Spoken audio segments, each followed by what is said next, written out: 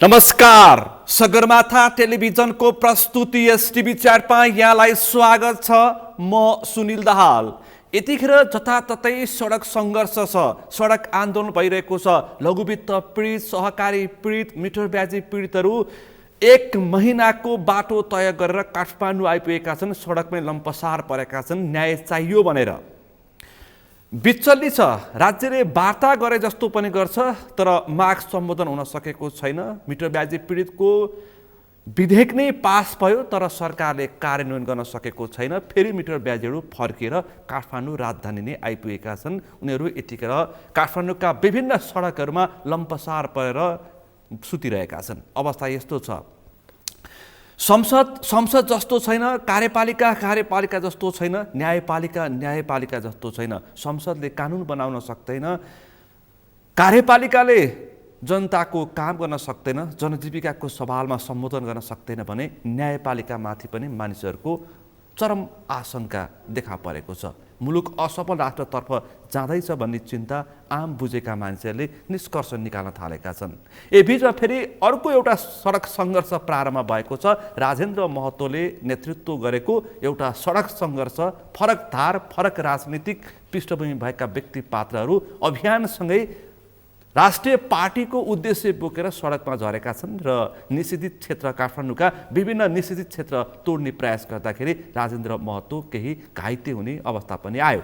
अब यो सडक सङ्घर्षको औचित्य के हो, आवश्यकता के हो, उद्देश्य के हो र सडक सङ्घर्ष मात्रै गर्ने हो कि मुलुकको समृद्धिमा पनि ध्यान दिने? आम मानिसहरू अहिले चिन्ता व्यक्त गर्दैछन् कि यो मुलुकमा अब केही पनि हुँदैन, यो मुलुकमा बस्नु भनेको अपराध गरे सरह हो भनेर सयौं दिनमा 3600 युवाले मुलुक छोडिरहेका छन्। कसैले अन्तर्राष्ट्रिय विमानस्थलबाट, कसैले नाकाबाट। मुलुकको ज्वलन्त अवस्था यस्तो छ, सबैतिर अस्तव्यस्त छ। अब हामी आज यो विषयमा समसामयिक राजनीतिक विषयमा केन्द्रित रहन्छौँ र समसामयिक विषयवस्तुमा जनजीविकाको सवालमा केन्द्रित रहेर छलफल गर्दैछौँ। आजको यो छलफलमा मसँग सहभागी हुनुहुन्छ अभियन्ता, राष्ट्रिय मुक्ति क्रान्तिका नेता बुद्ध छिरिङ मोक्तान। यहाँलाई स्वागत छ। हजुर, धन्यवाद छ। Thank you. आराम हुन्छ? एकदम ठिक छु। अब तपाईँहरूको चाहिँ यो निषेधित क्षेत्र तोडेर सुरु भएको आन्दोलनको उद्देश्य, औचित्य र अहिलेको अवस्थामा आवश्यकता किन पर्यो? म छलफल यहाँबाट प्रारम्भ गर्छु। यो राष्ट्रिय मुक्ति क्रान्ति नाम पनि डरलाग्दो राख्नु भएको छ, किनकि अब मुक्ति क्रान्ति थपेपछि केही चहलपहल हुन्छ भन्ने आशय हो कि अहिले किन आवश्यकता पर्यो? म छलफल यहाँबाट प्रारम्भ गर्छु, त्यसपछि तत्त विषयमा प्रवेश गर्छु। थ्याङ्क यू, धन्यवाद छ यहाँलाई। निषेधित क्षेत्र तोडेर प्रारम्भ गरिएको राष्ट्रिय मुक्ति क्रान्ति भनेर तपाईँले जुन एउटा फ्रेज, सेन्टेन्स निर्माण गर्नुभयो, यो बडो महत्त्वपूर्ण सेन्टेन्स आफै तपाईँले बनाइदिनु भयो। निषेधित क्षेत्र, नेपालमा अहिले निश्चित क्षेत्रमा मात्रै निषेध लागू भएको छैन, लोकतन्त्रमा निषेध छ। डेमोक्रेसी अहिले तपाईँको प्लुटोक्रेसी भन्छ नि, प्लुटोक्रेसीले हाइज्याक गरेको अवस्था छ। लोकतन्त्र नै निषेध छ अहिले। लोकतन्त्र अहिले सङ्घीय लोकतान्त्रिक गणतान्त्रिक मुलुकमा छौँ हामी, सङ्घीय गणतन्त्रमा छौँ, यो नै निषेधित छ। त्यसको टाइटल, यसको चाहिँ एउटा टाइटल, शीर्षक चाहिँ नेपालमा सङ्घीय लोकतान्त्रिक गणतन्त्र नेपाल भन्ने छ। तर यहाँ न सङ्घीयताको अभ्यास छ, न लोकतन्त्रको अभ्यास छ, न गणतन्त्रमा गणहरूको शासन छ। यहाँ लोकतन्त्र भनेर लोकको यहाँ शासन पनि छैन, सङ्घीयता भनेर शक्तिको विभाजन पनि भएको छैन। यो सबै नौटङ्कीको विरुद्धमा राष्ट्रिय मुक्ति क्रान्ति हो। र त्यो साङ्केतिक रूपमा हामीले निषेधित क्षेत्र तोडेर प्रारम्भ गरेको। तोड्ने अरू मुद्दा पाउनु भएन? निषेधित क्षेत्र नै तोडेर किनभने राष्ट्रिय मुक्ति क्रान्तिको अभियान सुरु हुनु पर्यो अथवा यो आन्दोलन सुरु हुनु पर्यो? अरू थुप्रै जनजीविकाका सवाल छ नि। तपाईँहरूले सडकमा निषेधित क्षेत्र तोडिरहँदाखेरि लघुवित्त पीडितहरू, सहकारी पीडितहरू, मिटर ब्याजी पीडितहरू, उखु किसानहरू, दुध किसानहरू सडकमै छन्। पत्तो पाउनु भएको छैन? एकदम। हामी एक दिन अगाडि मात्रै, हामीले अस्तिम दिन मात्रै हामी जहाँ यो भ्रिकुरी मण्डपमा मित्रबाजी पीडितहरू साथ मित्रहरू बसेको ठाउँमा हामी गयौँ, भेटघाट गऱ्यौँ उहाँहरूलाई।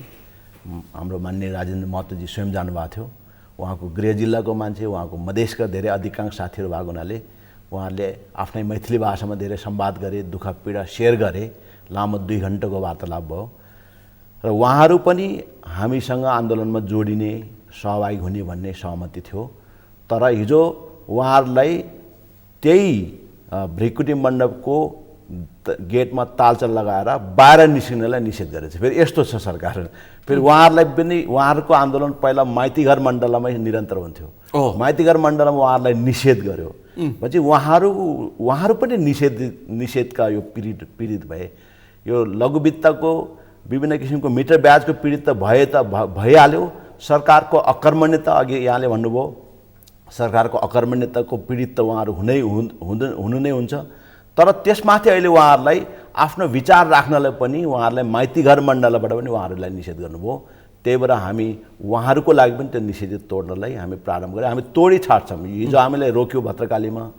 अब यो आन्दोलन निषेधित क्षेत्र तोड्ने आन्दोलन रोकिनेवाला छैन। हामी यो निषेधित, यो खालि माइतीघर मण्डलको निषेध तोड्ने होइन, लोकतन्त्रमाथि, जनताको आवाजमाथि र यो मुलुकलाई जसरी प्लुटोक्रेसीले क्याप्चर गरेर यो मुलुकलाई एउटा सिन्डिकेटमा चलाउने, एउटा निश्चित सम्भ्रान्तहरूको वीरता बनाउने।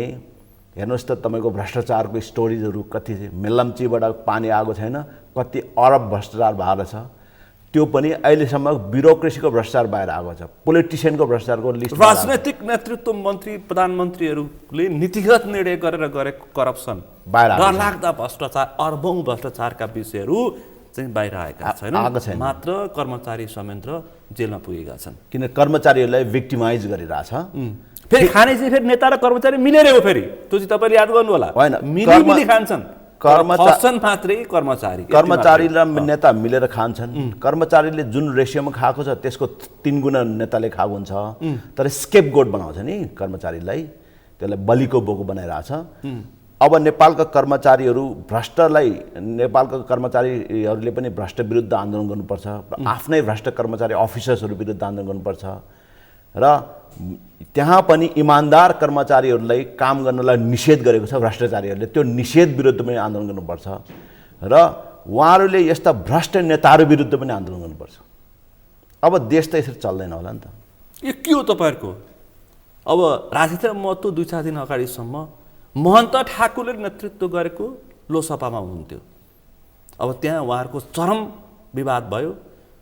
महन्त ठाकुरले लोकसभालाई पारिवारिक पार्टी बनाइदिनु भयो। त्यसपछि राजेन्द्र महतो त्यहाँबाट बाहिरिनु भयो। फेरि तपाईँसँग सहकार्य गर्न आइपुग्नु भएको छ। यो राष्ट्रिय मुक्ति क्रान्तिको अभियान के हो? यो पार्टी बन्ने हो कि यसको उद्देश्य के हो? यसको संरचना के हो? यसले के सोचेको छ?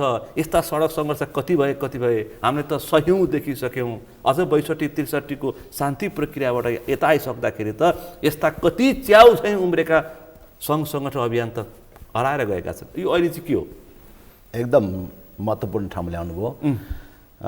माननीय राजेन्द्र महतो र मेरो सहकार्य लगभग 5 वर्ष भयो।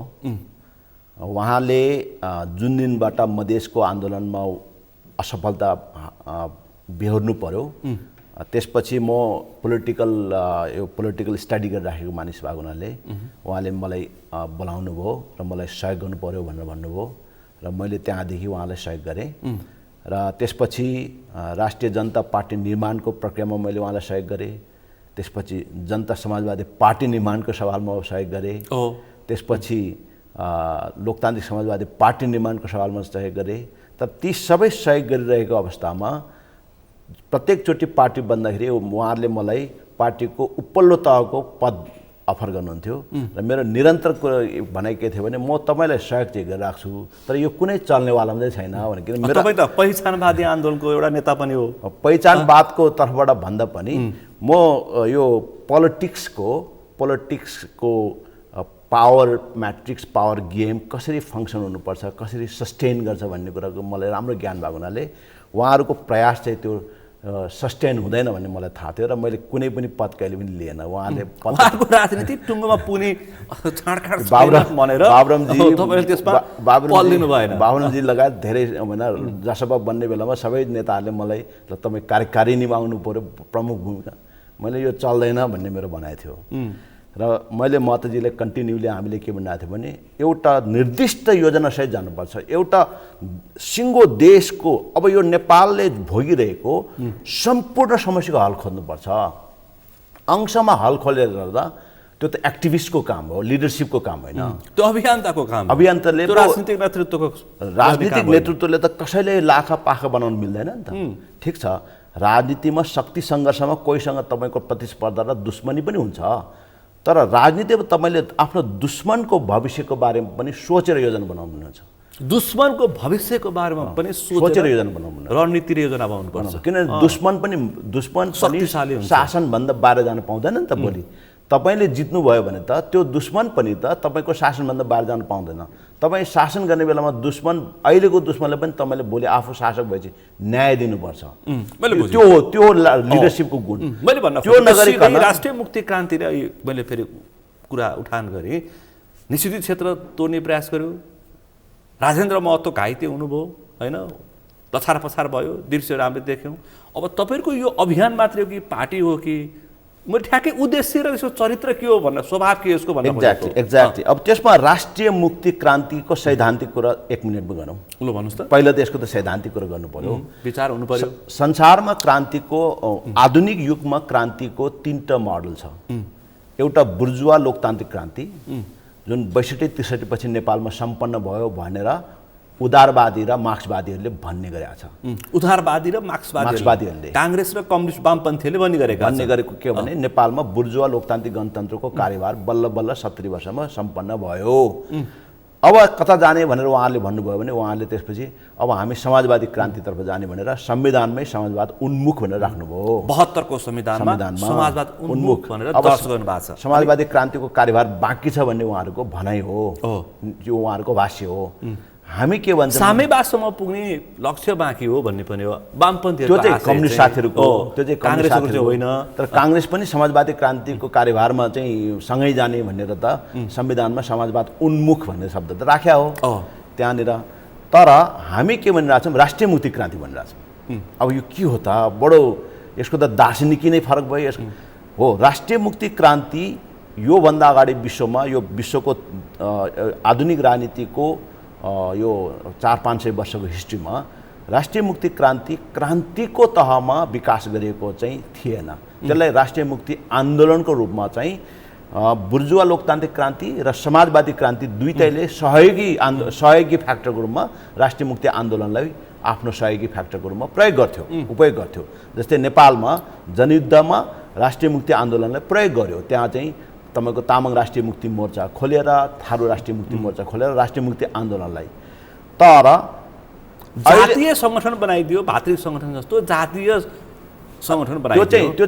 त्यो चाहिँ तपाईँको एक किसिमको जेनरलाइजेसनको टर्मिनोलोजी हो होइन। जेनरलाइजेसन गरेर अलिकति आरोपित टाइपको टर्मिनोलोजी हो। जातीय सङ्गठन भयो, यो भयो त्यो भयो भन्ने चाहिँ यसको पोलिटिकल्ली भन्ने हो भने यो राष्ट्रिय मुक्ति आन्दोलन हो। तामाङ राष्ट्रिय मुक्ति मोर्चा, थारू राष्ट्रिय मुक्ति मोर्चा भनेर मोर्चा, प्रदेशीय मुक्ति मोर्चा, किराँत मुक्ति मोर्चा भनेर गठन गरेको थारू। यसको यो राष्ट्रिय मुक्ति मोर्चा, राष्ट्रिय मुक्ति भन्ने सवाल पोलिटिकल हिस्ट्रीमा, पोलिटिकल साइन्समा र पोलिटिकल प्र्याक्टिस, पावर प्र्याक्टिसमा एकदम गम्भीर विषय हो। यो युरोपमा त झन् धेरै ठुलो रूपमा चलेको विषय हो होइन। खालि यहाँ एसियामा मात्रै मुक्ति आन्दोलन एसियामा मात्रै होइन। जस्तै सर्वहारा वर्गको नेतृत्वमा समाजको अगाडि बढ्ने कि उत्पीडित राष्ट्रियताहरूको आधारमा समाजलाई अगाडि बढाउने कि व्यक्तिको स्वतन्त्र आन्दोलनलाई केन्द्रमा राखेर समाजलाई अगाडि बढाउने कि भन्ने 3टा वैचारिक धारणा विश्वभरि 300 वर्षदेखि प्र्याक्टिसमा छ। अमेरिकाले आफूलाई स्वतन्त्र सङ्ग्राम भन्यो, त्यो राष्ट्रिय मुक्ति क्रान्ति थियो। भारतले आफूलाई स्वतन्त्र आन्दोलन भन्यो, त्यो पनि राष्ट्रिय मुक्ति क्रान्ति थियो। तर त्यसलाई बुर्जुवा लोकतान्त्रिक क्रान्तिको सीमाभित्र मात्र राख्यो। त्यसले राष्ट्रिय मुक्ति क्रान्तिको सम्पूर्णतामा त्यसले पूर्णता हासिल गर्न सकेन। नेपालमा अहिले बुर्जुवा लोकतान्त्रिक क्रान्तिको कार्यभार पुरा भयो भन्ने जुन साथीहरूको विश्लेषण छ त्यो कहीँ एक लेभलमा त्यो सत्य हो। तर त्यो बुर्जुवा लोकतन्त्रले त एउटा व्यक्तिलाई भोट दिने अधिकार भन्दा पर सोच्दैन। तर यहाँ राष्ट्रिय उत्पीडनहरू कायमै छ।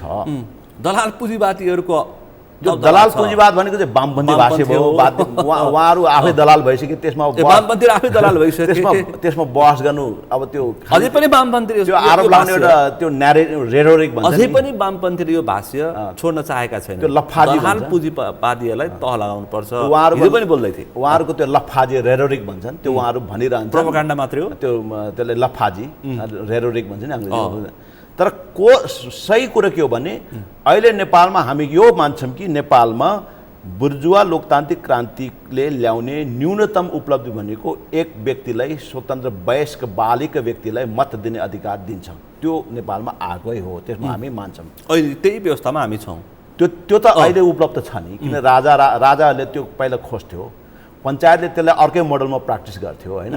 तर अहिले हामीले त्यसलाई अलिक खुल्ला रूपमा प्रयोग गर्ने अवसर पायो। त्यो कुरा हामी मान्छौँ, त्यसमा काङ्ग्रेस र कम्युनिस्टहरूको नेतृत्वलाई हामी सम्मान गर्छौँ। त्यसपछि तर यहाँभित्रको राष्ट्रियताहरूको उत्पीडन आन्तरिक रूपको बहुल राष्ट्रियताहरूको उत्पीडन र बाह्य रूपमा नेपाल एज अ देश एउटा स्वदेशको रूपमा फेरि यसले भोगेको बाह्य हस्तक्षेप, बाह्य रूपमा आउन सक्ने अन्तर्राष्ट्रिय शक्ति केन्द्र, अन्तर्राष्ट्रिय पावरहरूको तपाईँको पावरहरूबाट हुन सक्ने हामी माथि भइरहेको उत्पीडन वा सीमान्तीकरण विरुद्ध त उहाँहरूको कुनै योजनै छैन। त्यहाँ त उहाँहरू त त्यसमा त उज्जैनको महाकाल दर्शन, हिजो कुनै जमानामा सुरुङ युद्ध लड्ने प्रचण्ड अहिले गेरु वस्त्र लाएर उज्जैनको महाकाल दर्शन गरेर महाकालको शक्ति लिएर आएर दौरा सुरुवाल लाउँदै अनि आफ्नो सम्पत्ति चाहिँ कहीँ सुरक्षित राखेर अनि अरूको भ्रष्टाचार खोज्ने ठाउँमा पुगेको प्रचण्ड, आफ्नो सम्पत्ति चाहिँ सुरक्षित राखेर अरूको भ्रष्टाचार खोज्ने प्रचण्ड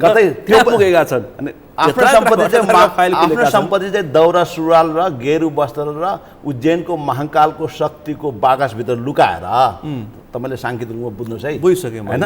अनि हिन्दुस्तानतिर लुकाएर बाँकी झिना मसिना सोझा साझा विचार यिनीहरू पनि भ्रष्टाचारी नै हुन्। तर यी कमजोरहरूलाई इभन तपाईँको मिनबहादुर गुरुङ जस्तो एउटा व्यापारीलाई दुःख दिने होइन, ठिक छ, मिनबहादुर गुरुङले नेताले जति भ्रष्टाचार गरेको आउँछु, भ्रष्टाचारको विषयमा आउँछु। तपाईँहरूको विशेष मुद्दा भनेको बहुराष्ट्रिय राज्य, यो भनेको के हो?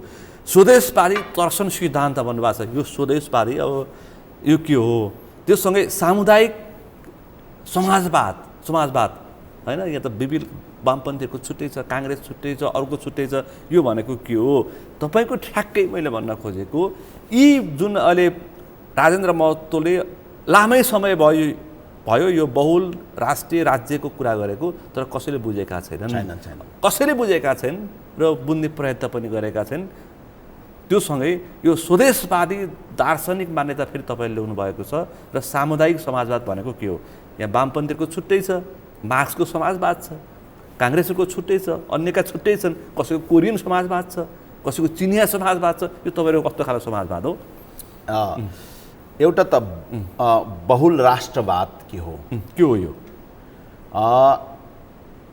सुरुमा राज्य निर्माणको इतिहास हेऱ्यो भने युरोपबाट सुरु भएको यो मोडर्न स्टेट, विशेष गरी फ्रान्सेली राज्य क्रान्तिपछि राज्य भन्ने आधुनिक राज्यको अवधारणा त्यहाँबाट आयो। त्यो बेला एउटा राष्ट्रको एउटा राज्य हुने, किन युरोपको आन्तरिक 100 वर्षको युद्धको, युरोपमा 100 वर्ष युद्ध चल्यो र त्यसमध्ये पनि 30 वर्षको चाहिँ ग्रेट वार भन्छ उनीहरूको, युरोपभित्रको विभिन्न जातीय समूह राष्ट्रिय समूहहरूको बिचको झगडा, रोमन एम्पायरको अलि फलडाउन भएपछि त्यो झगडा र त्यो युद्धलाई रोक्नको लागि उनीहरूले एउटा उपाय निकाले, ल अब एउटा जातिले एउटा राष्ट्रले एउटा राज्य बनाउने, एउटा राज्य बनाउने, तर त्यो राज्यले चाहिँ एउटा टेरिटोरियल साभरिन्टी भन्छन्, त्यहाँ भौगोलिक सार्वभौम सत्ता अभ्यास गर्ने भनेर एउटा सैद्धान्तिकीकरण गरे। त्यसपछि त्यसलाई राजनीति शास्त्रमा राष्ट्र राज्य भन्ने प्रचलन आयो र त्यो युरोपमा विकास भएको त्यो कुरो संसारभरि विस्तार भए र नेपाल पनि एउटा राष्ट्र राज्यको रूपमा विकास भयो। तर युरोपको लागि प्रारम्भमा त फ्रेन्चहरूको लागि फ्रान्स थियो। तर अहिले फ्रेन्चहरूले जब कोलोनियल पावरको रूपमा संसारभरि गए, त्यो संसारभरिका विभिन्न अन्य राष्ट्रियताका मानिसहरू फ्रान्समा आए। कहिले तपाईँको दास बनाएर ल्यायो होला, विभिन्न रूपमा आए र फ्रेन्च सिटिजनसिप त लिए, नागरिकता त लिए बने, तर उनीहरूको राष्ट्रियता त अलग अलग भयो। अल्जेरियन्सको अल्जेरियन्स भयो, साउथ अफ्रिकनको साउथ अफ्रिकन त्यत्तिकै छ हैन, तपाईँको यता चिनियाहरूको चिनिया नै नेसनलिटी, उनीहरू फ्रान्सको सिंगल नेसनलिटीमा उनीहरू मेल्ट भएन, पग्लिएन। नभएपछि अहिले युरोप समेत मल्टिकल्चरल वा प्लुरिकल्चरल भए, बहुल सांस्कृतिक हुन पुग्यो। हिजो एउटा सिंगल संस्कृतिको एउटा सिंगल देश हुँदैन नि, अब फ्रान्स समेत तपाईँको प्लुरिकल्चरल हुन गए। त्यसपछि नेपाल त झन् तपाईँको एकीकरणकै बेलामा 4 वर्ण 36 जात भनेर भनेको नेपालको त प्रारम्भमा आफैले स्वीकारेको कुरा हो कि यहाँ चाहिँ विविधता छ, साझा फुलबारी हो नेपाल, यहाँ विविधता छ भन्ने कुरा उहाँले पनि स्वीकारेको। भनेपछि नेपालमा भएका यो जातिहरू जस्तै तामाङ, मगर, गुरुङ, लिम्बू, थारू, मधेसी, इभन चोबाङ, तपाईँको राउटे, 145-46 वटा जाति छ। यी सबैहरूलाई आजको राजनीति शास्त्रको सिद्धान्तले, आजको राजनीति शास्त्रको समाज व्यवस्थाको सिद्धान्त र राजनीति शास्त्रको सिद्धान्तले त्यसलाई राष्ट्र भनेर व्याख्या गरेको छ। नेसन भनेको छ, राष्ट्रियता, राष्ट्र भनेको छ। त्यो राष्ट्र त यहाँ त बहुल भए, अब प्लुरल भए, सिङ्गल भएन। त्यसले गर्दा जनताको पनि बहुल जनताको अवधारणा, राष्ट्रियताको पनि बहुल राष्ट्रियताको अवधारणा 21औं शताब्दीको राजनीति लोकतन्त्रको केन्द्रीय सिद्धान्त हो। अनि यही संविधानले 72 को संविधानले आत्मसात गरेको छ नि।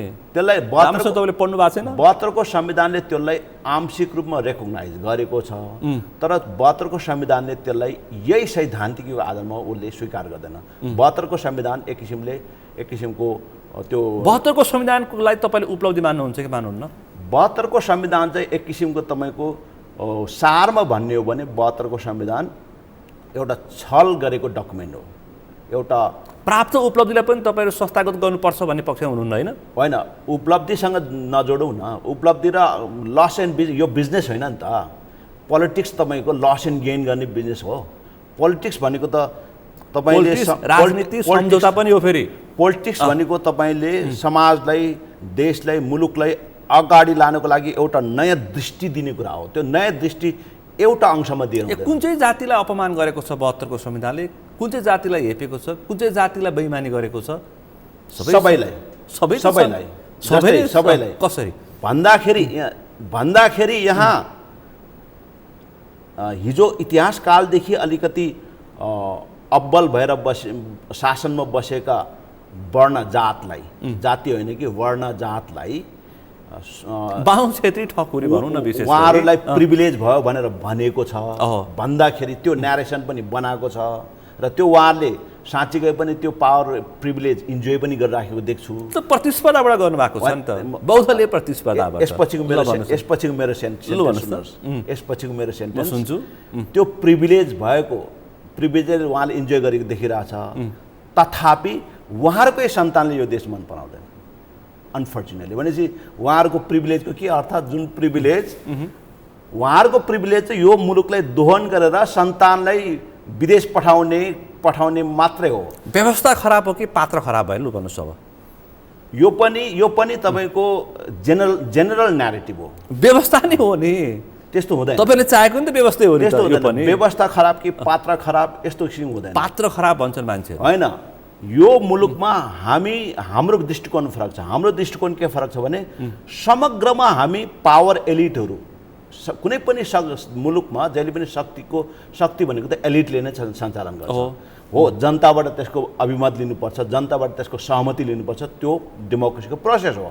तर जनताबाट सहमति लिए भने पावर त सर्टेन एलिटले चलाउने हो। र यो नेपाल लगायत विश्वको कुनै पनि देशमा एलिटहरूको प्रेजेन्स जहिले पनि हुन्छ, स्वाभाविक हुन्छ। न धर्मको नि त्यही हो। अनि यो एलिटहरू कुनै पनि समयकालमा हुन्छ। भनेपछि 200-300 वर्षदेखि आधुनिक नेपाल निर्माण भएको सुगौली सन्धिबाट जब हाम्रो म्याप टेरिटोरी फिक्स भयो, त्यहाँदेखि नेपालमा एक किसिमको एलिटहरूको त उपस्थिति छ, पावर भ्याक्युम त छैन। र त्यहाँदेखि नै हामी नेपालका, हामी जस्ता, तपाईँ र म पनि त्यसमा दोषी छु, हामी पनि त पब्लिकसँग यही कुरो गर्छौँ नि त। हामीले प्रधानमन्त्री मन्त्री बनेर तपाईँको हार्ड पावर पो चलाएको छैन त, सफ्ट पावरमा इन्फ्लुएन्स त हामी पनि राख्छौँ नि त।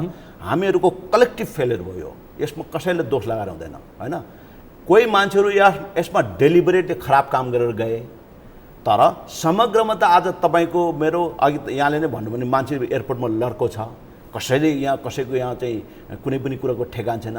अल्टिमेटली 21औं शताब्दीको दोस्रो दशकमा हामी तेस्रो दशकमा आइपुग्दाखेरि हामी 20औं शताब्दीको मध्यतिर कुनै पनि विश्वका मानिसहरूले भोगेको परिस्थितिमा हामी व्याख्या भन्दैन तपाईले सिधै भन्दैछ यो बहुराष्ट्र भनेको के हो ठ्याक्कै आम मानिसले बुझ्ने भाषा चाहियो नि त। एकदम महत्त्वपूर्ण ठाउँमा ल्याउनु भयो। अब बहुराष्ट्रियता भनेको के हो भनेदेखि ती सबै उत्पीडित राष्ट्रहरूको जसलाई राजनीतिक भाषामा राज्यविहीन राष्ट्र पनि भन्छ, यसको व्याख्या धेरै गम्भीर छ। यो राज्यविहीन राष्ट्र दार्शनिक प्रश्न हो। तामाङ राष्ट्रको सदस्यको हैसियतले म आजको मितिमा मलाई एउटा नागरिकताको प्रमाणपत्र भए तापनि मसँग यो देशको नागरिकताको प्रमाणपत्र भए पनि यो राज्यको नागरिकताको प्रमाणपत्र भए पनि मेरो हैसियत राज्यविहीनताको। त्यत्रा तामाङहरू मन्त्री भएका छन्, त्यत्रा तामाङहरूले राष्ट्रिय राजनीतिमा पहुँच बनाएका छन्, यो त्यत्रा तामाङले मुलुकको राष्ट्रिय राजनीतिमा पहुँच राखेका छन्। एकदम तपाईँ फेरि राष्ट्रको सदस्यता भए पनि राष्ट्रविहीन छु भन्ने आशंका व्यक्त गर्नुहुन्छ, आशय व्यक्त गर्नुहुन्छ। त्यहाँ मैले राष्ट्रविहीन भने त म तामाङ राष्ट्रको सदस्य हुँ। मेरो नेपाली राज्यसँग मैले एउटा सम्झौता गरेको छ, त्यही भएर मलाई नेपाली राष्ट्रियताको आधारमा पनि एउटा नागरिकताको प्रमाणपत्र दिएको छ। तर मेरो हैसियत आज पनि राज्यविहीन राष्ट्रको हैसियत छ। यही नेपाल 21औं शताब्दीको लोकतन्त्रको सङ्कट हो, डेफिसिट हो। तपाईँले मलाई एउटा जवाफ दिनुहोस्। यो मुलुकमा हामी भन्छौँ 145-46 वटा जातिहरू छन्, त्यो सबैलाई राज्य दिएर सम्भव छ? राज्यत्वसँग उसलाई राज्यत्वसँग एकाकार गर्ने संयन्त्र चाहिएको होला, राजनीतिक विधि छ। तर त्यो नाम नै दिन सकिन्छ होला? यो मुलुकमा कतिवटा 753 वटा बनाउने राज्य के गर्नु भन्नुहोस् त? यसमा एकदम महत्त्वपूर्ण एकदमै महत्त्वपूर्ण क्रक्स अफ द म्याटर भन्छ नि अङ्ग्रेजीमा, चुरो कुरोमा ल्याउनु भयो तपाईँले, एकदम चुरो। यो संसारभरि डिबेट भइरहेको कुरा हो अहिले, यही नै हो हैन? युएनको फोरमभित्र पनि यो ठुलो डिबेटको इस्यु छ। अब सबै नेसन्सहरू सबरेन छ भनेर युएनको चार्टरदेखि सबैले डिफाइन गर्छ, सबै पोलिटिकल डकुमेन्टले डिफाइन गर्छ। अनि विश्वभरि युएनकै डाटा अनुसार 8000 लगभग नेसन्सहरू छ भन्छन्, 8000 नेसन्सहरू छन् भन्छन्। तर स्टेट कतिवटा छ? जम्मा 197 र अहिले युएनको मेम्बरसिप नपाएको गरेर 216 हो कि 18वटा स्टेटहरू छ, राज्यहरू छ। र त्यो राज्यहरू एउटा नेसनले कन्ट्रोल गर्छ। यो एउटा तपाईले महत्त्वपूर्ण ठान्नु। नेपालमा पनि नेपालको राज्य पनि युएनको मेम्बरको 218वटा मध्येमा एउटा सदस्य हो, नेपाल राज्य मेम्बर स्टेट हो। तर यो पनि एउटा नेसन स्टेटको मोडलमा बनेको छ, जसरी फ्रान्स बनेको छ। तर यहाँ एउटा नेसन भनेर जुन सिंगल नेसनको मोडलमा जुन बनेको छ फ्रान्समा, जुन युरोपमा बनेको, त्यो सिंगल नेसनमा अन्य नेसनालिटिजहरूलाई मार्जिनलाइज गरेको छ, सीमान्तीकरण गरेको छ। यो 200-300 वर्षदेखिको राजनीतिक समस्या हो। यो हल अहिलेसम्म भएको छैन। सङ्घीय लोकतान्त्रिक गणतान्त्रिक मुलुकको राज्य आइसक्दाखेरि पनि यसको हल भएन। अनफर्चुनेटली अति दुःखद कुरा हो कि 72को संविधानले यो हल गरेन। विश्वकै उत्कृष्ट संविधान भनेर व्याख्या गरिएको छ। त्यसपछि के भयो भने त्यसपछि अब बाँकी जुन यो 200वटा स्टेटले आफ्नो कोलोनियल म्याट्रिक्सभित्र आफ्नो औपनिवेशिक शक्ति संरचना, शक्ति व्यूहभित्र सीमान्तीकरण गरेर दबाएर राखेको बाँकी 7800 जुन राष्ट्रियताहरू छ, उनीहरू अहिले राज्यत्वसँग जोडिन चाहन्छ। संसारभरि अमेरिकामा नेटिभ्सहरू त्यहाँ राज्यत्वसँग जोडिन चाहन्छ। तिनीहरू अल्पसङ्ख्यक हुन्। उनीहरू अहिले हिजो यहाँ हाम्रो कार्यक्रममा 172 जना जनसङ्ख्या भएको कुसुन्डाहरू आएको थिए। उनीहरू छुट्टै राष्ट्र हो, उनको भाषा फरक छ, हैन? अब उनलाई राज्यत्वसँग जोड्ने फर्मुला के हो भन्ने जुन तपाईँले ल्याउनु भयो त्यो धेरै महत्त्वपूर्ण। ल भन्नुहोस् त, के हो त्यो तपाईँको अचूक फर्मुला? के हो तपाईँ? किन हाम्रो माइन्डमा त के 172लाई देश त दिन सक्दैन, दाललाई पनि चाहियो, भट्टराईलाई पनि चाहियो, मोक्तानलाई पनि चाहियो, गुरुङलाई पनि चाहियो, तामाङलाई पनि चाहियो भन्ने चाहिँ हाम्रो माइन्डमा त्यो आउँछ नि। यो चाहिँ तपाईँको यो कोलोनियल ज्ञानले यस्तो भएको हो। स्वदेशवादको दार्शनिक त्यहाँ यो उदारवाद र मार्क्सवादले यसको समाधानै दिन सक्दैन। किन यसको समाधान तपाईँले दिनुहोस् त आज मलाई। उदारवाद र यसको मार्क्सवाद समाधान यो मानसिकताको समाधान Exactly. भाष्य स्थापित भएको छ नि, यो भाष्यको गलत होस् या सही होस्, यो के हो ठ्याक्कै, र यसको ठ्याक्कै उपयुक्त सूत्र के हो यसको समाधानको? यसको उपयुक्त सूत्र भन्यो भने नेपाललाई बहुल राष्ट्रिय राज्य बनाउने। कसरी? बहुल राष्ट्रिय राज्य बनाउँदाखेरि 172 जनसङ्ख्या भएको 172 जनसङ्ख्या भएको कुसुन्डाको उदाहरणबाट म सुरु गर्छु। सबभन्दा सानो छोटकरीमा है, सबभन्दा सानो जनसङ्ख्या भएको, विश्वमै सबभन्दा सानो जनसङ्ख्या हुनसक्छ उसको, तर नेपालको संसद सवालमा 172 जनसङ्ख्या भएको कुसुन्डा राष्ट्रको ऐतिहासिकताको आधारमा हेर्ने हो भने ऊ 5000 देखि 7000 वर्ष पुरानो राष्ट्रिय इतिहास छ उसको।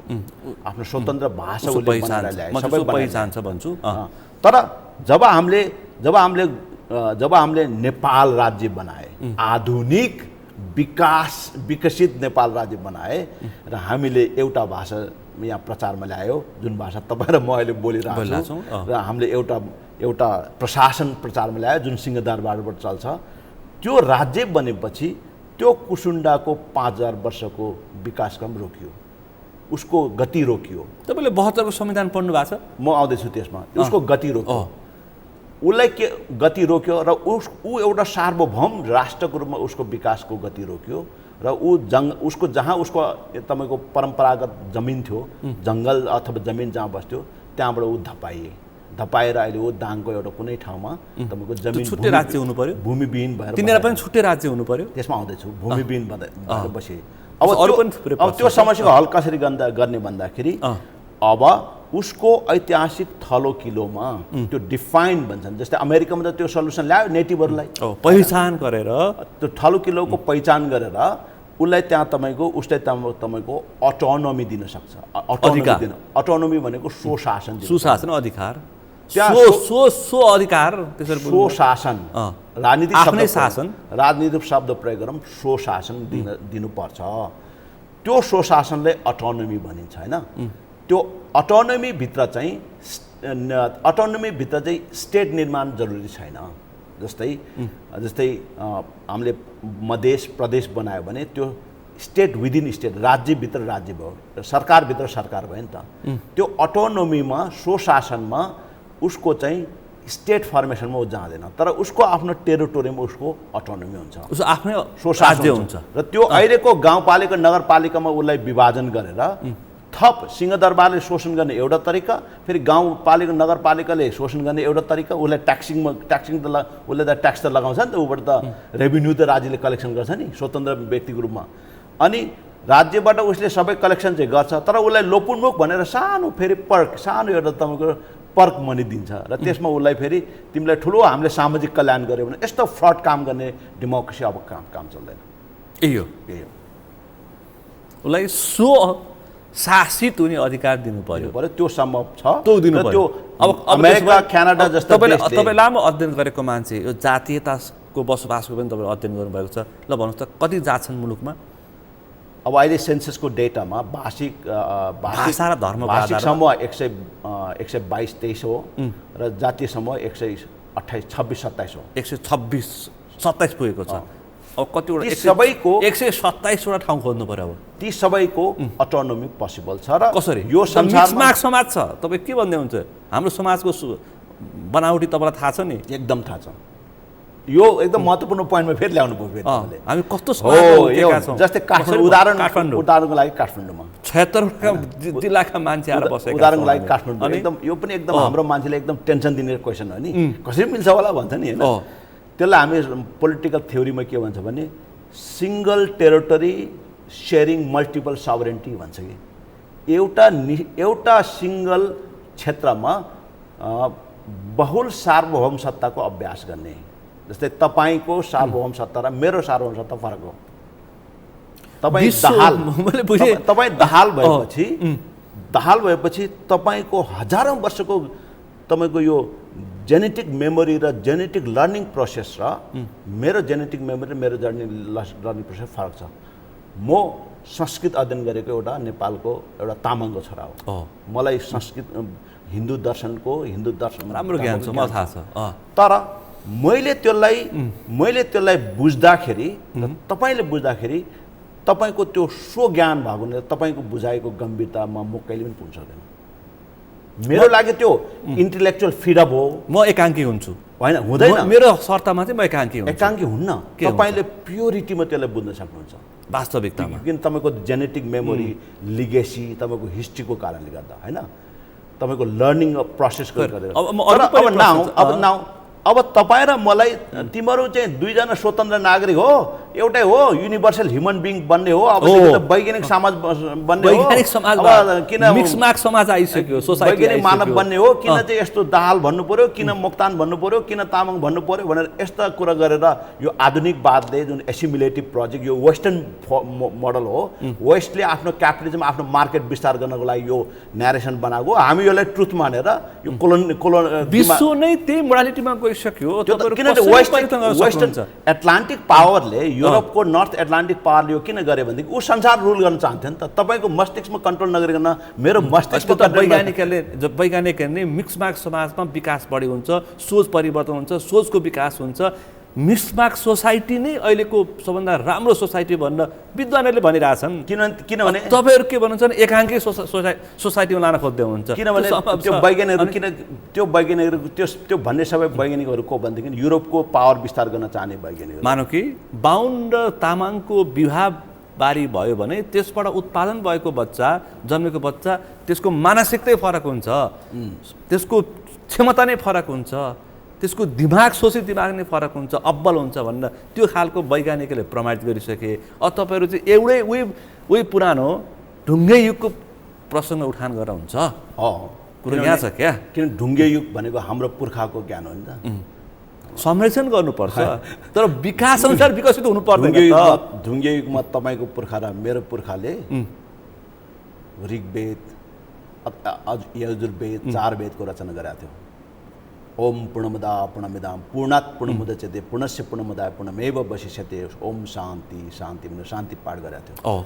आजको म च्यालेन्ज गर्छु, तपाईँ संसारभरिबाट एउटा वैज्ञानिक खोजेर ल्याउनुहोस्, यो हाम्रो शान्ति पाठले ल्याएको परमार्थ सत्य, जीवन जगतको अन्तिम सत्यलाई कुनै पनि वैज्ञानिक, समाज वैज्ञानिक, भौतिक शास्त्रको वैज्ञानिकले च्यालेन्ज गर्ने मसँग डिबेट ल्याउनुहोस्। त्यसो अध्ययन गर्नु त डिबेट गर्न मलाई ल्याउनुहोस्। अहिले तपाईँ सही ठाउँमा आउनुभयो। म डिबेट गर्न मैले चाहेको नि त्यो। मेरा ती ढुङ्गे युगको पुर्खालाई म सलाम गर्छु। तपाईँ पुर्खालाई घृणा गर्नुहुन्छ नि त। घृणा गर्न खोजेको होइन। म त्यो पुर्खाको रगत, त्यो पुर्खामाथि अन्याय गरेकोमा म अङ्ग्रेजी बोलेर, टाई सुट लगाएर, फरक मान्छे भएर म बनेर मैले पुर्खामाथि अन्याय गरेको हुनाले ढुङ्गे युगका ती अशिक्षित पुर्खाप्रति म क्षमा याचना गर्दै यो औपनिवेशिक विकास र यो औपनिवेशिक सभ्यता म अस्वीकार गर्छु। म चाहिँ अध्ययन गरौँ भन्छु। अस्वीकार गर्छु। म चाहिँ अध्ययन मेरो पोजिसन र तपाईँको पोजिसनमा त्यही अन्तर भन्छ।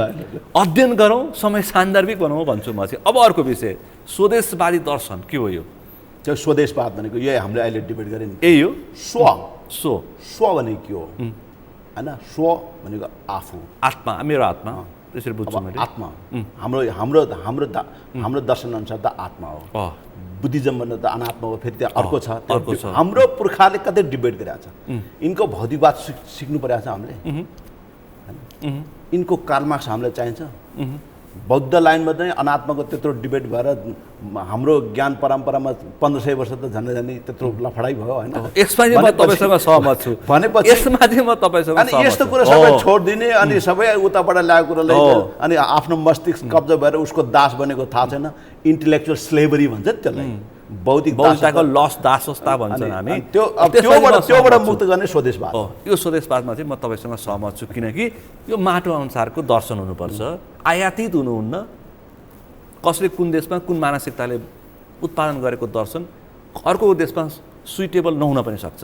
खैर, यसमा चाहिँ अलिकति म तपाईँसँग सहमत भएँ। अब तपाईँहरूको सामुदायिक समाजवाद भनेको के हो? बाम मन्दिरको फरक छ, यो पनि क्रक्स हो। जस्तै बिपीले लोकतान्त्रिक समाजवाद भन्नुभयो होइन, त्यो जर्मनबाट आएको हो, डेमोक्रेटिक सोसियलिजम। अनि कार्ल मार्क्सले आफ्नो सोसियलिजमलाई चाहिँ साइन्टिफिक सोसियलिजम क्लेम गर्नुभयो, मार्क्स एङ्गल्सले, विच इज फाइन, त्यो ठिकै, त्यसमा कुनै अप्ठ्यारो छैन। तर हाम्रो लागि कम्युनिटेरियन सोशलिजम वा सामुदायिक समाजवाद जरुरी छ, किनभने समाजवाद भन्ने जुन युरोपियनहरूले क्वाइन गरे, युरोपियनहरूले जुन यसको वैचारिक निर्माण गरे, मार्क्सभन्दा 150 वर्ष अगाडि नै निर्माण भएको हो। त्यो वैचारिक निर्माण गर्ने बेलामा युरोपियनहरूले एउटा परिकल्पना कहाँबाट त्यो सिकेको थियो भने औद्योगिकरणभन्दा पूर्व अवस्थाको उनीहरूकै आफ्नो जीवन प्रणालीबाट त्यो समाजवादको अभ्यास ल्याएको थिए। औद्योगिकरणपछि त्यो औद्योगिकरणभन्दा पूर्व अवस्थाको जुन राजनीतिक अर्थ प्रणाली थियो त्यो कुरा ध्वस्त गरिसकेपछि उनीहरूमा एक किसिमको ठुलो निराशा भयो, अलगाव भयो, एक किसिमको फ्रस्ट्रेसन भयो। अहिलेको जस्तै अनिश्चित बढी मानसिक बिरामी नै युरोपमा छन्। अहिले नेपालमा अहिले जे मनोविज्ञान छ त्यही मनोविज्ञान, कसैले विश्वास नगर्ने। त्यही भएर हाम्रो राजेन्द्र अविश्वास नै अविश्वास, आशंका नै आशंका, निराशै निराशा छ अहिले समाजमा। अस्तिको दिन हाम्रो राजेन्द्र महतोजीको स्टेटमेन्टमा के परेको छ भने अहिलेको विश्वलाई अनिश्चितता र तपाईँको भ्रमको विश्व भनिन्छ भनेर भनेको छ कि अनसर्टेनिटी एन्ड डिल्युजन भनेर उहाँले शब्द राख्नु भएको छ। अहिलेको स्थिति त्यो छ।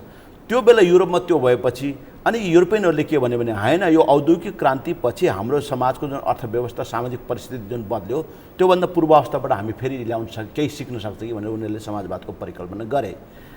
त्यो कुरा मार्क्सलाई ठिक जज्यो, किनभने पुँजीवादले खडा गरेको अन्याय अत्याचार जुन असमानतालाई समाधान गर्ने कुरो यिनीहरूले बोलेछ भन्ने मार्क्सले आत्मसात गरे। तर मार्क्सभन्दा अगाडिको विद्वानहरूले चाहिँ त्यसलाई त्यति इच्छामा मात्रै एउटा गुड विश, समाजवादको गुड विश भनौँ न, एउटा परिकल्पित इच्छामा चाहिँ व्यक्त गरे। यस्तो भयो शुभचिन्तकको रूपमा यस्तो भयो हुन्थ्यो भन्ने चाहिँ अपेक्षा गरे, तर त्यसको विकास चाहिँ गरेन। अनि मार्क्सले त्यसलाई द्वन्द्वात्मक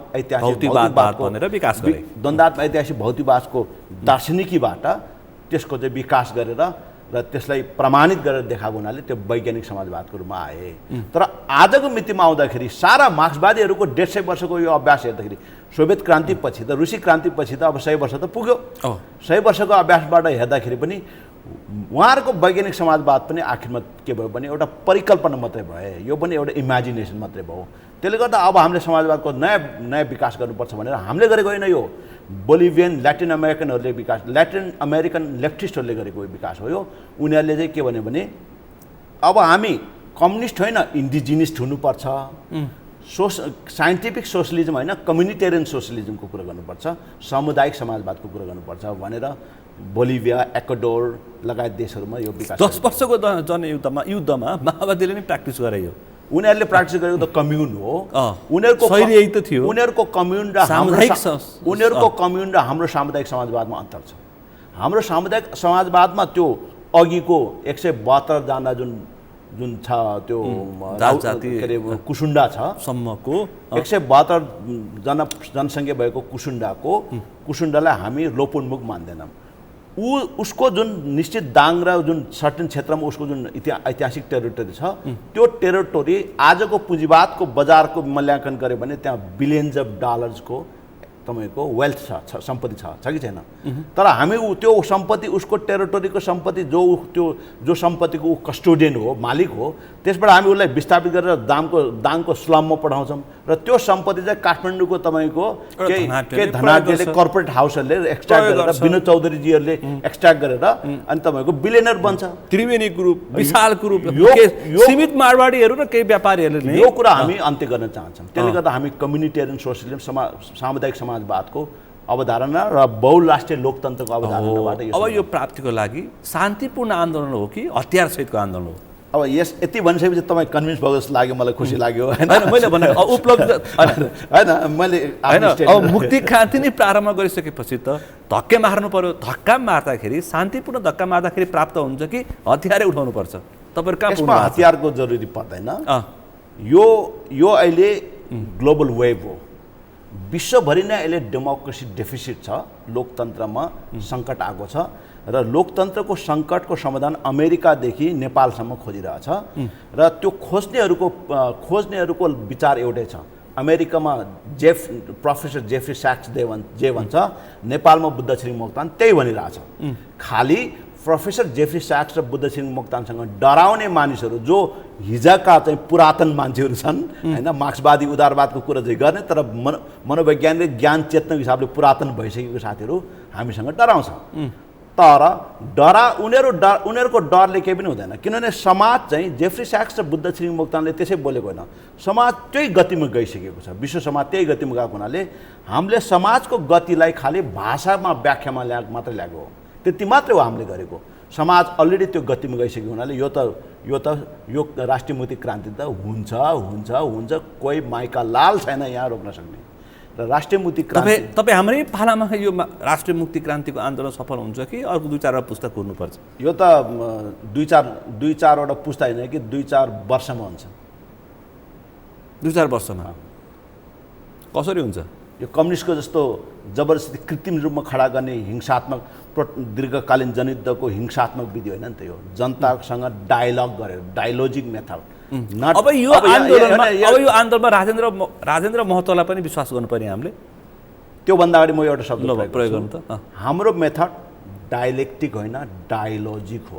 सत्तामा पटक पटक पुगेर सत्ताको चरम स्वाद लिएका राजेन्द्र महतोहरूको स्वभाव जुन छ भन्छौँ हामी होइन, मैले राजेन्द्र महतोलाई इङ्गित गरेर तपाईँहरूसँग हुन्छ भन्न प्राय सबै राजनीतिक दलका नेताहरू त्यही स्वभावका छन्। अब कसरी विश्वास गर्ने?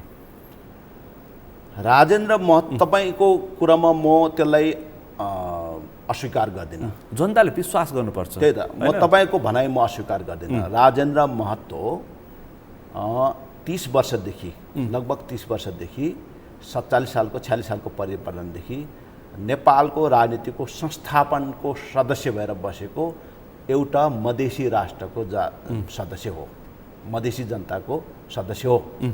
म एउटा मेरो सेन्टेन्स एकदम क्लियरली सुन्नुहोस् है, संस्थापनको सदस्य भएर बसेको तर एउटा मधेसी हो। म चाहिँ मधेसी भन्दा पनि राजेन्द्र महतोलाई चित्रित गर्न खोज्दैछु। संस्थापनको सदस्य भएर बसेको राजेन्द्र महतो मेरो 30 वर्षदेखि संस्थापनको सदस्य भएको भनेको संस्थापनमा हुँदाखेरि प्राप्त सबै सुविधा भोग गरेको, प्रिभिलेज भोग गरेको एउटा मधेसी राष्ट्र हो, मधेसी जनता हो। त्यही मधेसी जनता हुनुको कारणले राजेन्द्र महतो लगायत आज सबै संस्थापनमा हिजो कुनै न कुनै रूपमा संस्थापनमा पुगेको शक्तिहरूलाई पनि सीमान्तीकरणको शिकार भोग्नु परेको छ। नेपाली राज्य त्यति अलोकतान्त्रिक, त्यति केन्द्रीकरण, त्यति तपाईँको के अरे नस्लीय भन्ने शब्द प्रयोग गर्नुहुन्छ उहाँ त, म चाहिँ त्यो प्रयोग गर्न चाहन्न होइन, र उहाँकै शब्द बरो गरेर भन्दाखेरि त्यति नस्लीय भएको छ। र त्यो नस्लीय भएको उहाँको शब्द है, यो उहाँ नस्लीय हुँदै गएको, झन् लोकतान्त्रिक हुनुपर्ने झन् नस्लीय हुँदै गएको यो नेपाली राज्य। अब तपाईँलाई मैले के भन्नु पर्यो भने 47जना शहीद, 52 पटक शहीदको नाममा मन्त्री खानीहरू त्यही समूहभित्र छन्। तपाईँहरूलाई तपाईँ पो लाभको पदमा पुग्नु भएको छैन, तपाईँलाई जनताले टेस्ट गरेका छन्। टेस्टेडले वैकल्पिक कुरा गरेर सुहाउँछ के भन्ने हुन्छ? तपाईँ जनताले चिनेका छैनन्। त्यसमा मैले अघि सार एउटा जनताले विश्वास गर्नु पर्यो नि त, जनता विहीन खालको यो त क्रान्ति होइन होला नि त, जनताले नै सक्ने होला नि त यो क्रान्ति, जनता नै सफल पार्ने होला नि त, जनताले पत्याउनु पर्यो नि त। त्यसमा मैले अघि एउटा सार कुरो तपाईँले भने, एक शब्द भन्नुहोस् त। एक शब्दमा संस्थापनको सुविधामा रहेका 30 वर्षसम्म, मैले यो पनि तपाईले कूटनीतिक भाषा प्रयोग गर्नु पनि भनिरहेको छु, 30 वर्षसम्म संस्थापनको सुविधामा भएको तर मुलुकको मूल नेतृत्व नपुगेको भनिरहनु भएको तपाईँले। उपप्रधानमन्त्री समेत भएको राजेन्द्र महतो र राजेन्द्र दाहालमा फरक छ। तपाईँले अलिकति यसलाई कूटनीतिक यदि त्यो राजेन्द्र दाहाल हुँदो हो त, कूटनीतिक राजेन्द्र दाहाल हुँदो हो त, म तपाईँले भनेको कुरामा 100% सहमत हुन्थ्यो। ताप्लेजुङमा पनि त राजेन्द्र दाहाल छ, त्यो सत्तामा छैन, त्यो सडकमै छ, त्यो किसानै छ, त्यो हलै जोतिरहेछ, छैन। अर्को राजेन्द्र महतो त सत्तामा छ नि त, तर अर्को राजेन्द्र महतो त्यही सर्लाहीको अर्को राजेन्द्र महतो त अहिले पनि दुध बिक्री भएन, उखुको भुक्तानी पाइन भनेर सडकमा छ। एकदम महत्त्वपूर्ण कुरो। अनि यही कुरो अन्त्य गर्नुपर्छ हामीले। अब न तपाईँसँग संवाद गरिराखेको मोक्तान र तपाईँको सिन्धुपाल्चोक माथि भिरमा एउटा गोठमा बसिरहेको मोक्तान अनि होइन को बिचको फरक, र फेरि म अहिले तपाईँसँग संवाद गरिरहेको मोक्तान र सिंहदरबारमा बसिरहेको तपाईँको एउटा भनौँ न कोइराला बिचको अन्तर अब मुलुकमा अन्त्य हुनुपर्छ। यो पावरको डिफ्रेन्सेसको जुन छ नि अर्को भन्छु डेमोक्रेसी सिन्धुपाल्चोमा so-called democracy सिन्धुपाल्चोकको सापकोटा काठमाडौँको सापकोटा र सिन्धुपाल्चोकको त्यो माथि हिमालतिर रहेको त्यो हलो जोत्ने सापकोटाको पनि दूरी अन्त्य हुनुपर्छ यो democracy where is democracy sir हैन डेमोक्रेसी यस्तै हुन्छ अब यहाँ त त्यसले गर्दा हाम्रो त सबै तपाईँ हाम्रै सन्तानहरू सबै नेपालै नबस्ने भयो नि त यो त बडो तपाईँ हामी त बडो जवाबदेही हुनु पऱ्यो कि यो त गाउँभरि गाउँ खाली भइसक्यो खेतबारी बाँझो भइसक्यो खेतबारी मात्रै बाँझो भएको छैन कि अब गाउँमा युवा बाँझो भइसक्यो चिन्ता त्यहाँनिर छ दिनमा 3600 युवा कहाँ गयो भनेदेखि तपाईँको युक्रेन वारमा गयो अनि रसाको पुलिस भनेर युक्रेनको युद्ध लडिरहेछ अनि यी साथीहरू तपाईँको द्वन्द्वात्मक ऐतिहासिक भौतिकवाद वैज्ञानिक समाजवादको कुरो गर्छ र काठमाडौँमा कोठे गफ गरेर तपाईँको यो विलासिताको जीवन दलाल पुँजीवादको विरोध गर्छ र ब्लू लेभलको व्हिस्की पिउँछ हिजो चप्पल पड्काउँदै काठमाडौँ छिरेका 500 रुपियाँ बोकेर छिरेकाहरू आज 500 करोडको मालिक भएका छन् तिनीहरूको हिसाब किताब कसले गर्ने अनि दिनभरि दलाल पुँजीवादले गाली गर्छ राति ब्लू लेभलको व्हिस्की तपाईँको त्यहीसँग बसेर 5 स्टारमा खान्छ त्यहीसँग बसेर अनि यो ढोङ अब अन्त्य हुनु भएन यो हिपोक्रेसी कहाँबाट आयो यसको रुट कज यसको जरा कहाँबाट आयो यो तपाईँले उठाएको कुरामा अर्को धेरै लामो डिबेट हुन्छ यत्रो तपाईँको एडुकेसन सिस्टम भन्ने शिक्षा भन्ने चिजले यो सबै चिज समाधान गर्ने भन्ने कुरा हो नि त युनिभर्सिटी तपाईँ हामी त्यसैको लागि जोइन भएको नि त तपाईँको शिक्षा भन्ने कुराले मान्छेलाई विवेकशील बनाउने भन्ने हो नि त यत्रो अभ्यास गर्दा मैले सोध्छु राजेन्द्र महतो यतिखेर यो उत्तराधारमा आएर चेत कसरी खुल्यो अब भन्नुहोस् मैले राजेन्द्र महतो किन भनिरहेको छु भने राष्ट्रिय राजनीतिमा चहल पहल गर्ने एउटा पात्र हो आज महन्त ठाकुरले पाता कसे पछाडि उहाँ यो स्थितिमा आइपुगेको हो भन्ने थरी मान्छेले भनिरहेछन् यतिखेर दशकौँसम्म 2 दशक राज्यको मूल स्वादमा बसेर अब बहुल राष्ट्रको कुरा गर्ने के हो यो प्रत्येक अब हाम्रो हामी त पूर्वीय दर्शनको विद्यार्थी हो प्रत्येक चित्तभित्र प्रत्येक मनभित्र ब्रह्म हुन्छ र त्यो ब्रह्मत्व कुनै पनि बेला प्रकट हुन सक्छ वाल्मीकि भए कुनै पनि बेला तपाईँको मेरो त्यसको लागि राजेन्द्र महत्त्वमा चाहिँ त्यो हुँदैन भनेर कसैले भन्यो भने त्यो प्रकृतिको नियम हाम्रो पूर्वीय फटाइ राजनीति गर्नेले के भन्छन् भने यहाँ फटाइ र बेइमानी धूर्तहरूले के गर्छन् भन्दाखेरि सत्तामा रहन्जेल एउटा कुरा गर्छन् सत्ताबाट पछाडि अर्को रूप देखाउँछन् के त्यो कुरो मेरो कुरा त्यो प्रश्न सहित उहाँको आगामी दिनलाई हामीले हेरौँ न त उहाँ पनि त भागेर त काहीँ जानु न होला हैन मुलुकमा बस्नुहुन्छ उहाँ भागेर त उहाँ यही मुलुकको सन्तान हो हैन मेरो कुरा बुझ्नुभयो नि बुझे सत्तामा बसुन्जेल त्यसको एउटा रूप हुन्छ सत्ताबाट पछाडिसके पछाडि त्यसका हात खुट्टा भाँचिए पछाडि अनि त्यसको बुद्धत्व प्राप्त हुन्छ त्यसकारण यस्ता बेइमानीहरूबाट मैले कसैलाई भन्न खोजेको होइन इङ्गित गर्न खोजेको होइन यस्तो खालको चरम स्वार्थ राजनीतिले गर्दा मुलुक बन्न नसकेको भ्रष्टाचार हेर्नु त यहाँ अब 500 करोडको भ्रष्टाचार सुरु भयो नीतिगत भ्रष्टाचार यस्तै खालका असन्तुष्टिले मान्छेहरू कहाँ पुग्न थाले दुर्गा प्रसाईहरू अब व्यवस्था फाल्नुपर्छ भन्दै मान्छेहरू बटुल्न थालिसकेका छन् मान्छे पछि लागिसके अब सनातन हिन्दू राज्य सहितको राज संस्था थाहा पाउनु भएको छ थाहा छ अनि अब राजेन्द्र महतोलाई चाहिँ मान्य राजेन्द्र महतोलाई नेपाली समाजको अगाडि उहाँ आफूले परीक्षामा उहाँले राख्नु भएको छ त्यो परीक्षामा उहाँलाई हामी जाँचौँ हेरौँ उहाँको परीक्षा उहाँले पास गर्नु होला कि नहोला त्यो उहाँको दायित्वको कुरा हो मान्छेले के भने भन्दाखेरि अस्ति मङ्सिरमा चुनाव जितेको भएदेखि अनि अहिले मन्त्री भएको भएदेखि सरसिंह भण्डारी जस्तै सहकारी मन्त्री जस्तै अर्को सहरी मन्त्री प्राप्त भएको भएदेखि राजेन्द्र महतोको बुद्धत्व आउँदैन थियो भन्ने मान्छेको भनाइ छ त्यो मान्छेको भनाइले पनि अस्वीकार त गर्न सकेन जबसम्म प्रमाणित हुँदैन अब भन्नुहोस् त्यसपछि अब यतापट्टि त्यसपछि तपाईँको अर्को ग्रुप आयो जुन अब यो अहिलेको व्यवस्थाको असफलतासँग अर्को विकल्पको कुरा जुन संवैधानिक राजतन्त्र र बहुदलीय प्रजातन्त्र जुन 47 सालको संविधान अनि 47 सालको संविधानले तय गरेको कुरा अब त्यहाँनिर एउटा कुरा त प्रगतिशील देख्छु म हैन ती पञ्चेहरू जसले यो कुरो उठायो पञ्चायतवालाहरू 47 सालको संविधानलाई राष्ट्रिय संविधान भन्ने साथीहरू अहिले 47 सालको संविधानलाई प्रेम गर्ने ठाउँमा आइपुग्यो उनीहरू त्यसको दाबी गर्ने ठाउँमा आइपुग्यो हिजोका पञ्चायतका मण्डलीहरू कांग्रेस एमाले माओवादीमा छन् हैन यो त राप्रपावाला यो त पञ्चायतको हैन ती पञ्चायत त अरु पार्टीमा पनि छन् अहिले अरु पार्टीकोमा गएको त त्यही पार्टीको भइगयो तर पञ्चे नै भएर बसेको त राप्रपा नै हो नि त उनीहरूलाई त आफ्नो परिचय परिवर्तन गर्नु जरुरी छैन। पशुपतिदेखि कमल थापासम्म उनीहरूले त आफ्नो परिचय परिवर्तन गर्नु जरुरी छैन नि।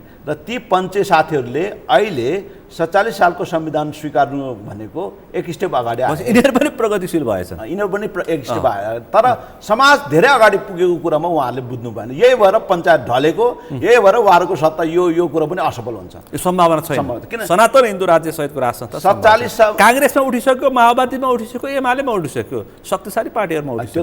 त्यो त अलिअलि आफ्नो त्यो के अरे जो नेताहरूको आफ्नो एरियामा त्यो डेमोग्राफिक कम्पोजिसन छ, त्यहाँ डेमोग्राफिक कम्पोजिसनको आधारमा, जनसङ्ख्या कम्पोजिसनको आधारमा त्यो चुनावको भोटको लागि बनायो कि विश्वको राजनीति नै अब धार्मिक राजनीतिको रूपमा परिभाषित भइसक्यो।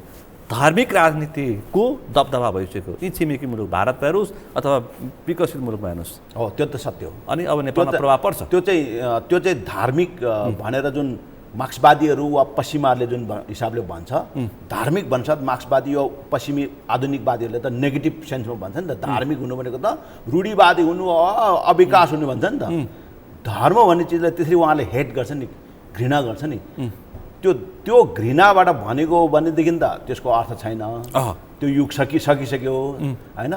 तर धर्म भन्ने चिजभित्र अब क्रिस्चियनिटीभित्र के छ त्यो हाम्रो कन्सर्नको विषय भएन। तर हाम्रो हिन्दू, बौद्ध र तपाईँको जैन धर्मभित्र त ज्ञानको महाभण्डार छ। म त त्यसको विद्यार्थी हुँ। थाहा छ मलाई त त्यो ज्ञान सबै बौद्ध र जैन किराँतभित्र चाहिँ हाम्रो महान भण्डार छ। त्यसमा किराँत बाहेक हिन्दू, बौद्ध, जैनको ज्ञानका उत्पादन गर्ने सबै ब्राह्मण कुलका उच्च कुलका मानिसहरूले गरेको हुन्। त्यसैले त मलाई त अहिलेकै ब्राह्मण, इभन केही गाउँमा साधारण किसानका काम गरिराखेको तर बिहान बेलुका तपाईँको तुलसी मठमा पूजा गरिराखेको ब्राह्मण देख्दा पनि मलाई त श्रद्धा जाग्छ अहिले पनि।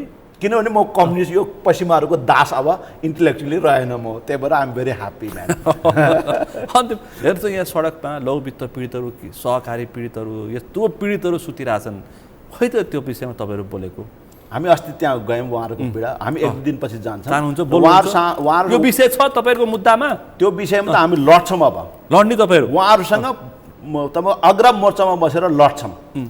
अब संहिताको अन्त्य गर्नुपर्छ भनिरहेछन् मान्छेहरूले, व्यवस्था फाल्नुपर्छ भनिरहेछन्। तपाईँहरू पक्ष विपक्ष? संहिताको थप विकास गर्नुपर्छ, फाल्ने होइन। फाल्ने होइन। तपाईँ हाम्रो पालामा यो मुलुक बन्छ, समृद्धि बन्छ। म त निराशमा छैन, किनभने मैले अमेरिका पनि, म त संसार घुमेर आएको मान्छे हो। मलाई थाहा छ यो यहाँ नेपालीहरूले देख्ने सपना उहाँ गएर कसरी चकनाचुक हुन्छ, म त भोगेर आएको मान्छे हो। नेपालीले अमेरिकाको न्युयोर्कमा देख्ने सपना कसरी चकनाचुर हुन्छ भने तपाईँ भुक्तभोगी। अरूको पनि देखेको, आफ्नो पनि बुझेको। त्यहाँको जीवन के छ सबै थाहा छ नि। अब के त्यो थाहा नहुने कसरी बनाउने मुलुकलाई, कस्तो मुलुक बनाउने हामी? अब मुलुकलाई बहुराष्ट्रिय राज्यमा रूपान्तरण गर्ने, समृद्धि कसरी ल्याउने त्यो छँदैछ। राज्यको कुरा भयो, समृद्धि आम मानिसको समृद्धि।